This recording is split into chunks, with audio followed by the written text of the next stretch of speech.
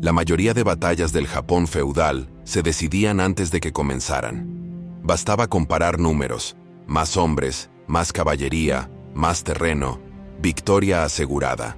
Pero en Nagashino, en 1575, ocurrió algo que ningún comandante japonés esperaba ver. Un ejército de apenas 20.000 samuráis enfrentándose a más de 100.000 guerreros del clan Takeda, famosos por tener la caballería más temida del país. La proporción era absurda: 5 contra 1, 6 contra 1 según algunas crónicas. Y sin embargo, ese pequeño ejército no se retiró. Eso es lo que sigue atrayendo hoy a historiadores de todo el mundo. ¿Por qué un ejército en clara inferioridad numérica eligió quedarse a luchar y cómo consiguió ganar? Para responderlo, lo primero es entender qué representaba el clan Takeda en aquel momento. Su caballería había derrotado a todos los señores feudales que se habían atrevido a enfrentarlos. Avanzaban rápido, golpeaban más rápido aún, y sus cargas frontales habían destrozado líneas enteras de samuráis veteranos. En la mentalidad japonesa del siglo XVI, si la caballería Takeda cargaba, la línea enemiga tenía minutos de vida. Y eso era exactamente lo que iba a ocurrir en Nagashino, o al menos eso creía el enemigo. Cuando los exploradores informaron a Oda Nobunaga de que Katsuyori avanzaba con más de 100.000 hombres, muchos esperaban que Nobunaga se retirara hacia posiciones más seguras. Incluso algunos de sus generales consideraban imposible sostener una defensa en campo relativamente abierto. Pero Nobunaga no actuó como un señor feudal tradicional. Actuó como un estratega moderno, alguien que analizaba números, terreno y tecnología con frialdad absoluta. Su primer movimiento sorprendió a todos. Ordenó levantar un sistema de empalizadas de madera, no una línea, sino varias, escalonadas y con aberturas calculadas. No buscaba detener la carga. Buscaba romper su velocidad, canalizarla, hacer que la fuerza más temida de Japón perdiera su principal ventaja: el impulso. El segundo elemento clave fue aún más radical. Nobunaga desplegó cientos de arcabuces y los organizó en líneas rotativas, capaces de mantener un fuego constante sin interrupciones. Esto no lo había hecho nadie en Japón. Las armas de fuego se usaban como apoyo, no como núcleo de la estrategia. Mientras tanto, el clan Takeda avanzaba sin saber nada de esto. Creían que se enfrentaban a otro ejército samurái tradicional. Creían que una sola carga sería suficiente. Al amanecer del 28 de junio, la niebla cubría parte del valle. Desde las colinas se escuchaba el galope de miles de caballos y el choque de armaduras. Las banderas rojas del clan Takeda aparecieron como una marea imparable. Los soldados de Oda y Tokugawa permanecieron inmóviles detrás de las empalizadas. Ninguno sabía si la estrategia de Nobunaga funcionaría. Para muchos, era su primera vez enfrentándose a una caballería de este tamaño. Pero la orden era clara: no disparéis hasta que yo dé la señal. Cuando la caballería Takeda empezó la primera carga, el suelo vibró. Era como si una avalancha descendiera del valle. Muchos pensaron que las empalizadas no aguantarían, que la línea se rompería, que los jinetes alcanzarían a los arcabuceros antes de que pudieran disparar. Pero Nobunaga no dio la señal. Esperó hasta que la distancia entre ambos ejércitos era tan corta que los Takeda ya no podían frenar. Y cuando estaban a segundos de estrellarse contra la primera barrera, Nobunaga levantó la mano. Ese gesto iba a cambiar la historia militar de Japón. Cuando Nobunaga levantó la mano, las líneas de arcabuceros ya estaban tensas, las mechas encendidas, los tambores marcando el ritmo exacto del disparo. Y delante de ellos, a menos de 50 metros, la caballería Takeda aceleraba como si fuera una muralla en movimiento. El ruido era tan fuerte que algunos soldados de infantería tuvieron que taparse los oídos. En ese instante Nobunaga bajó la mano. La primera línea disparó al unísono, un estruendo seco contundente que cortó la carga como un hacha. Los jinetes de vanguardia cayeron de inmediato, pero lo más importante no fue la primera descarga, sino lo que vino después. Antes de que los Takeda pudieran recuperarse, la segunda línea ya estaba apuntando. Disparó, y cuando esa línea retrocedió para recargar, la tercera ya estaba lista. Descarga, recarga, otra descarga, sin pausas, sin huecos. Era fuego continuo, algo que ningún guerrero japonés del siglo XVI había visto jamás. La caballería Takeda, acostumbrada a romper líneas antes de que el enemigo reaccionara, quedó atrapada. No podían maniobrar. Las empalizadas no les permitían girar. Los estrechos pasillos reducían la velocidad. Y los caballos se arremolinaban sin espacio para retroceder. Era el peor escenario para un ejército que dependía del impulso. Pero aún así, siguieron cargando. No por valentía ciega, sino porque detrás venían miles más empujando. Era imposible frenar una masa de caballería tan grande en un terreno tan estrecho. Los primeros caballos muertos formaron una barrera en el suelo, obligando a los que venían detrás a saltar, tambalearse o caer encima. Cada caída provocaba un choque en cadena que hacía el caos aún mayor. Y en ese caos, el fuego de los arcabuces seguía siendo constante. Tokugawa Ieyasu, aliado de Nobunaga, observaba desde el flanco. Muchos de sus hombres no entendían cómo un ejército pequeño podía mantener semejante precisión, pero Nobunaga lo había preparado.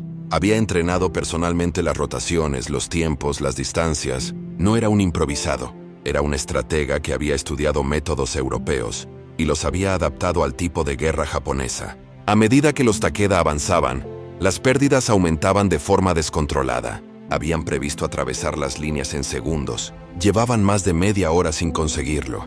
Aún así, Katsuyori insistió en otra carga. La tercera, la más dura, la que, según él, debía romper al enemigo por puro desgaste.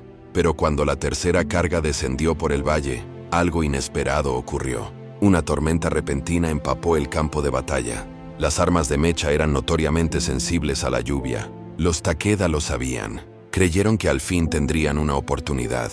Pero Nobunaga tenía otra sorpresa. Había protegido la pólvora con toldos y cubiertas improvisadas. No era perfecto, pero suficiente. Y mientras los Takeda aceleraban, convencidos de que el fuego enemigo sería mínimo, la línea de arcabuceros volvió a disparar.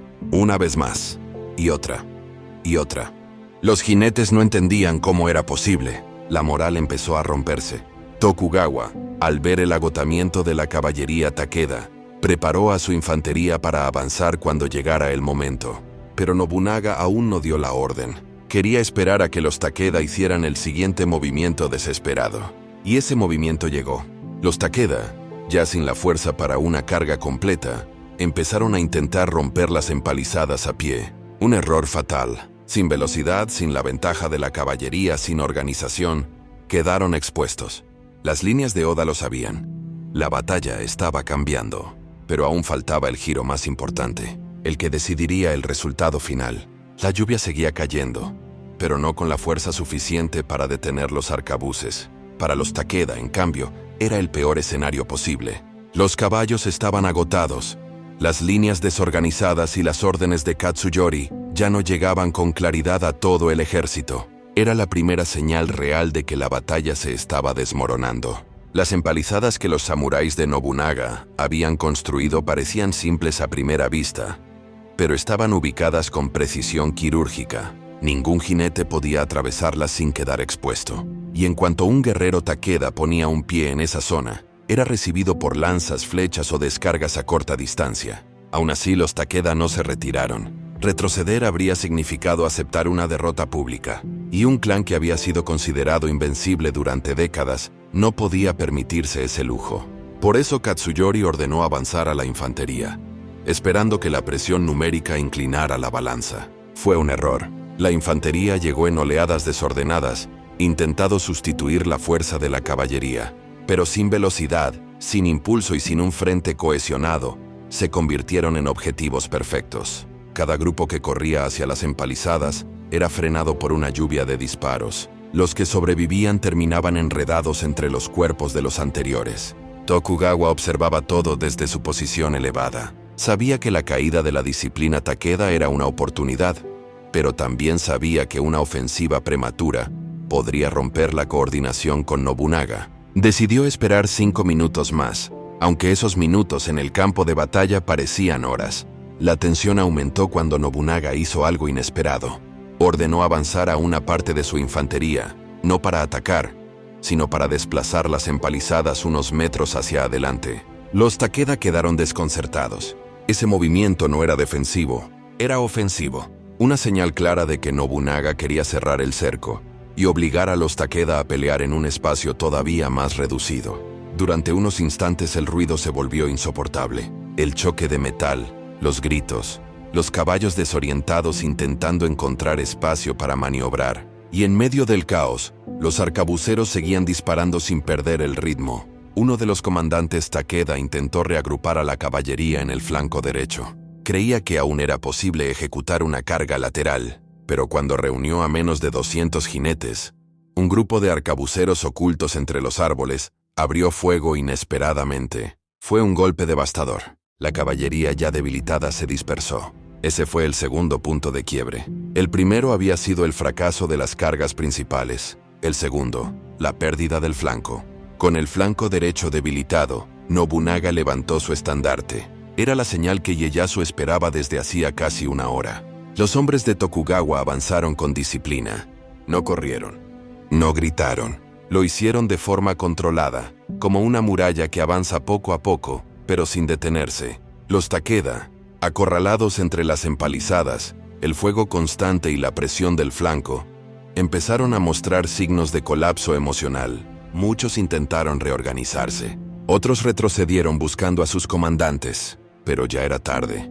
El ejército estaba perdiendo cohesión. Y justo cuando parecía que la situación no podía empeorar para los Takeda, apareció el tercer golpe. Un grupo de arqueros de Oda, que había permanecido oculto para no delatar su posición, lanzó una serie de andanadas que cayó directamente sobre las unidades que intentaban reagruparse. Los jinetes que quedaban estaban exhaustos. La infantería, dispersa, las órdenes confusas.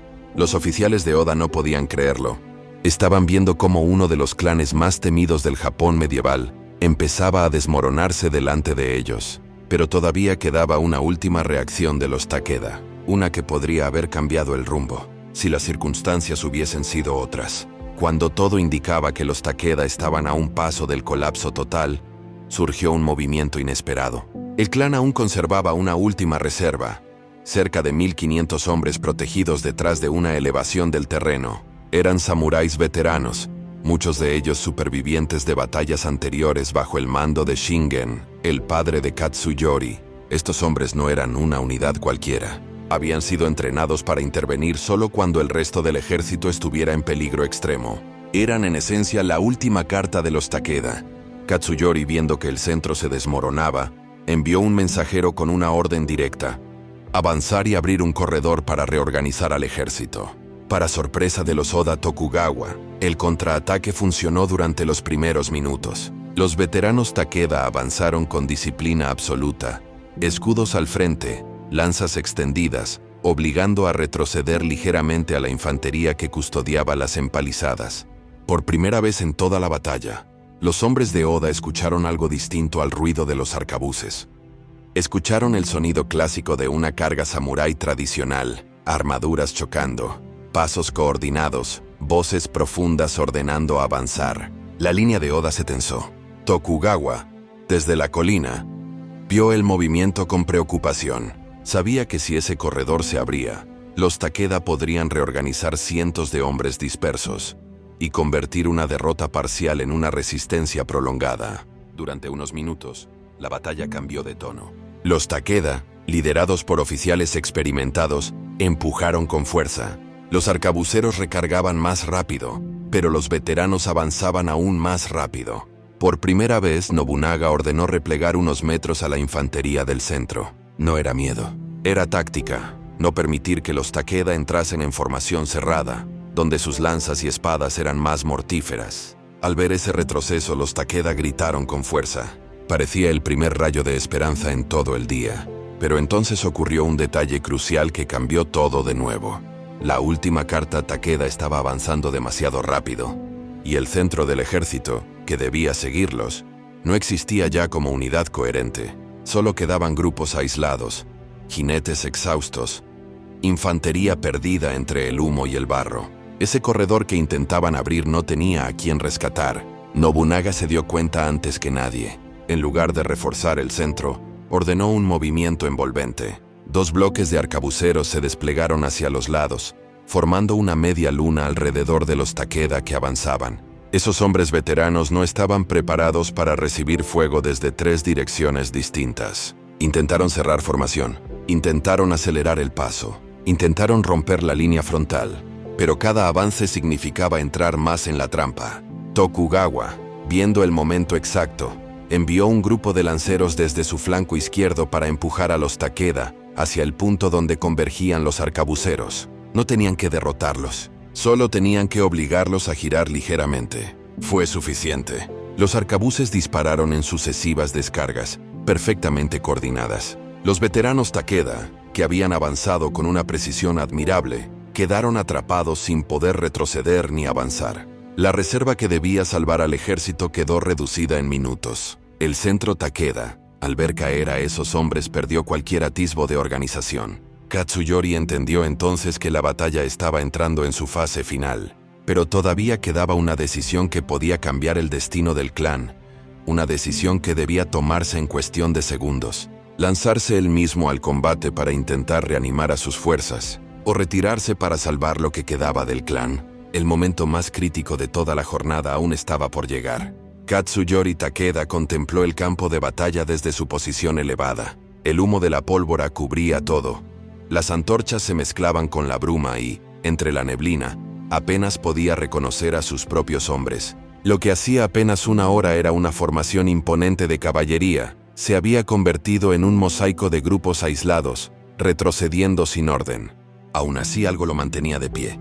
La idea de que una carga final del propio comandante podía devolver el coraje perdido a sus tropas. El problema era simple y brutal. Si él caía, el clan Takeda dejaba de existir. Su escolta personal, unos 50 samuráis que le habían jurado protección hasta la muerte, lo rodeó, esperando su decisión.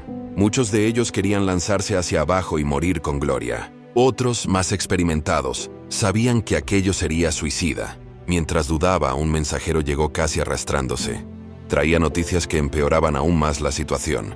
El ala derecha Takeda había sido completamente desbordada. Los arqueros, superados por la cadencia de los arcabuces, ya no podían mantener ninguna línea. El flanco estaba abierto. Katsuyori apretó los dientes. Sabía lo que significaba. Si no actuaba en ese momento, los Oda Tokugawa rodearían por completo lo que quedaba de su ejército. Pero entonces ocurrió algo que pocos relatan, y que explica por qué la batalla se prolongó tanto. Un pequeño grupo de jinetes Takeda, sin órdenes de nadie, cargó directamente contra una sección adelantada de los Oda. Eran jóvenes, casi imprudentes, pero su acción detuvo el avance enemigo durante breves instantes. Ese gesto espontáneo encendió una chispa entre los soldados dispersos. Katsuyori lo vio, y por primera vez en toda la batalla vaciló seriamente. ¿Era ese el momento de lanzarse y reorganizar un contraataque? ¿O sería una muerte inútil que dejaría al clan sin líder? Mientras intentaba decidir, Nobunaga actuó. Ordenó avanzar a su guardia personal, los Ashigaru mejor equipados y disciplinados del ejército. No iban a cargar contra los Takeda, iban a cerrar la retirada. Si lograban llegar a la colina donde estaba Katsuyori, todo acabaría en cuestión de minutos. La presión aumentó, los gritos de los soldados heridos, el rugido seco de las armas de fuego, el olor a tierra húmeda mezclado con sangre. Todo se juntaba en un momento que podía romper por completo la voluntad del comandante Takeda. Su consejero más cercano, Masatsugu, se acercó y habló sin rodeos. «Mi señor, si muere hoy moriremos todos. Si vive, el clan aún tendrá un futuro». Katsuyori cerró los ojos un instante. No era cobardía lo que lo frenaba, era responsabilidad. Su padre había construido un legado de décadas, y él lo estaba perdiendo en horas. Finalmente dio la orden que ningún samurái quería escuchar ese día. Retirada, pero no una retirada común, una retirada escalonada, protegiendo cada metro, intentando salvar a la mayor cantidad de hombres posible. Era la única forma de evitar una masacre completa. El mensajero llevó la orden, pero durante esos minutos críticos, los Oda seguían avanzando con una precisión casi mecánica. Cada paso que daban hacía el círculo más pequeño. Cada descarga de arcabuces caía más cerca. La retirada Takeda comenzó, pero estaba lejos de ser segura. La batalla se dirigía hacia su momento más brutal. El colapso final de un ejército legendario. Y en medio de ese caos, un pequeño grupo de samuráis Takeda logró abrir un pasillo temporal. Un pasillo que separaba la vida de Katsuyori de una muerte segura. La verdadera cuestión era, ¿duraría lo suficiente? La retirada escalonada que Katsuyori había ordenado era, en teoría, la única opción lógica. Pero en la realidad del campo de batalla, nada era tan sencillo. Las líneas Takeda estaban demasiado dañadas. Muchos samuráis seguían luchando sin saber que había una orden de retirada. Otros, atrapados entre el fuego cruzado, no podían distinguir amigos de enemigos. Los caballos, heridos y asustados, se dispersaban sin control. La disciplina que había sido el sello del clan Takeda durante generaciones se estaba desmoronando frente a los ojos de su comandante. Katsuyori descendió por la colina, protegido por su guardia personal. No avanzaban rápido. Cada paso debía ser cubierto por pequeños grupos de guerreros que se quedaban atrás a pelear hasta caer. Esa táctica heroica permitía ganar segundos, pero al coste de vidas que ya no podrían reemplazarse. Mientras la columna intentaba moverse, los arcabuceros Oda reajustaron sus posiciones. Las órdenes de Nobunaga eran claras: cerrar el círculo y no dejar escapatoria. Las armas de fuego volvieron a rugir, con un ritmo que parecía marcar la cuenta regresiva del final Takeda. Cada descarga dejaba un hueco más en las filas que intentaban huir. Cada impacto hacía que la moral se desplomara. Y entonces llegó el golpe definitivo. Una unidad Tokugawa logró interceptar el flanco izquierdo de la retirada, generando una fractura que partió al ejército en dos. La mitad quedó completamente rodeada. La otra mitad trató de escapar hacia el bosque cercano. Katsuyori estaba atrapado entre ambas zonas. La guardia personal levantó sus escudos improvisados contra la lluvia de disparos, pero sabían que no podían resistir por mucho tiempo. Uno de sus capitanes, Akihisa, gritó: «Mi señor, si seguimos hacia el bosque tendremos una salida». Era arriesgado, muy arriesgado, pero también era la última oportunidad de vivir. Al mismo tiempo, desde la colina opuesta comenzó a escucharse un sonido aterrador: el avance sincronizado de los Yari de los Ashigaru Oda. Sus lanzas formaban una pared que avanzaba como una máquina. Era evidente. El cerco estaba cerrándose. Katsuyori tuvo que decidir. No había tiempo para estrategas, mapas o deliberaciones. Solo un instante. Un instante que definiría la supervivencia del clan Takeda. Eligió correr hacia el bosque. La guardia formó un muro a su alrededor, intentando abrir paso a empujones y espadazos. El suelo estaba lleno de barro y sangre, y cada caída podía significar la muerte. Aún así, avanzaron. Mientras huían, Katsuyori miró hacia atrás por última vez. Vio cómo su caballería, la élite que había dominado Japón durante décadas, era totalmente absorbida por el fuego y las lanzas enemigas. Vio estandartes caer. Vio a hombres que habían jurado morir por él cumplir esa promesa. Y entendió finalmente que ya no era una batalla, era el fin de una era. Una parte del ejército Takeda logró escapar hacia el bosque, pero no eran suficientes para reconstruir nada. No eran un ejército, sino supervivientes. Katsuyori consiguió salvar la vida ese día, pero el clan Takeda quedó roto para siempre. La derrota fue tan abrumadora que, en los años siguientes, muchos cronistas japoneses consideran esta batalla como el momento exacto en que el poder militar del clan murió.